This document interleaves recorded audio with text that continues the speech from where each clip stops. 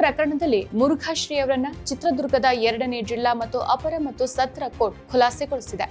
ಸತತ 3 ವರ್ಷಗಳ ಕಾಲ ಈ ಪ್ರಕರಣದ ವಿಚಾರಣೆ ನಡೆದಿದ್ದು ಇಂದು ತೀರ್ಪು ಹೊರಬಿದ್ದಿದೆ. ದಾವಣಗೆರೆಯ ವಿರಕ್ತ ಮಠದಿಂದ ಬಿಗಿ ಭದ್ರತೆಯ ನಡುವೆ ಶಿವಮೂರ್ತಿ ಮುರುಘಾಶ್ರೀ ಕೋರ್ಟ್ಗೆ ಹಾಜರಾಗಿದ್ದರು. ನ್ಯಾಯಾಧೀಶರಾದ ಗಂಗಾಧರ್ ಚನ್ನಬಸಪ್ಪ ಹಡಪದ ತೀರ್ಪನ್ನ ಪ್ರಕಟಿಸಿದ್ದಾರೆ. ಮುರುಘಾಶ್ರೀ ಲೈಂಗಿಕ ಕಿರುಕುಳ ನೀಡಿರುವುದಾಗಿ ಮುರುಘಾ ಮಠದ ಹಾಸ್ಟೆಲ್ನ 2 ಅಪ್ರಾಪ್ತ ವಿದ್ಯಾರ್ಥಿನಿಯರು ಆರೋಪಿಸಿದ್ರು.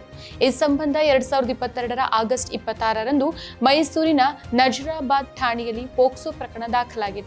ಅದೇ ವರ್ಷ ಆಗಸ್ಟ್ 27ಕ್ಕೆ ಈ ಪ್ರಕರಣ ಚಿತ್ರದುರ್ಗ ಗ್ರಾಮಾಂತರ ಠಾಣೆಗೆ ವರ್ಗಾವಣೆಯಾಗಿತ್ತು.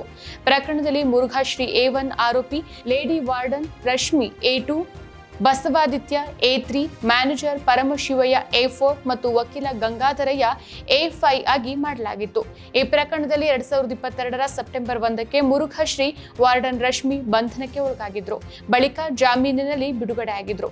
ಇದಾದ ಬಳಿಕ ಅಕ್ಟೋಬರ್ 13, 2022ಕ್ಕೆ ಮಠದ ಅಡುಗೆ ಸಹಾಯಕಿ ಮತ್ತೊಂದು ದೂರನ್ನ ಕೊಟ್ಟಿದ್ದು ತನ್ನಿಬ್ಬರು ಅಪ್ರಾಪ್ತ ಹೆಣ್ಣು ಮಕ್ಕಳ ಮೇಲೆಯೂ ಲೈಂಗಿಕ ಕಿರುಕುಳ ನೀಡಿರುವುದಾಗಿ ಹೇಳಿದ್ರು. ಅದಾದ ಬಳಿಕ 2023ರ ಜನವರಿ 10ಕ್ಕೆ ಮುರುಘಾಶ್ರೀ ವಿರುದ್ಧ 2ನೇ ಪೋಕ್ಸೋ ಪ್ರಕರಣದಲ್ಲಿ ಚಿತ್ರದುರ್ಗ ಗ್ರಾಮಾಂತರ ಠಾಣಾ ಪೊಲೀಸರು 761 ಪುಟಗಳ ಚಾರ್ಜ್ ಶೀಟ್ ಅನ್ನು ಸಲ್ಲಿಸಿದ್ರು. ಸದ್ಯ 1ನೇ ಪ್ರಕರಣದ ತೀರ್ಪು ಬಂದಿದ್ದು ಇನ್ನೊಂದು ಪ್ರಕರಣದ ತೀರ್ಪು ಹೊರಬರಬೇಕಾಗಿದೆ. ಮತ್ತಷ್ಟು ವಿಶೇಷ ವಿಡಿಯೋಗಳನ್ನು ನೋಡಲು ಮತ್ತು ಹೊಸ ವಿಡಿಯೋಗಳ ಬಗ್ಗೆ ತಿಳಿಯಲು ಈ ದಿನ .com ಯೂಟ್ಯೂಬ್ ಚಾನೆಲ್ ಸಬ್ಸ್ಕ್ರೈಬ್ ಮಾಡಿ ಮತ್ತು ಬೆಲ್ ಐಕಾನ್ ಕ್ಲಿಕ್ ಮಾಡಿ.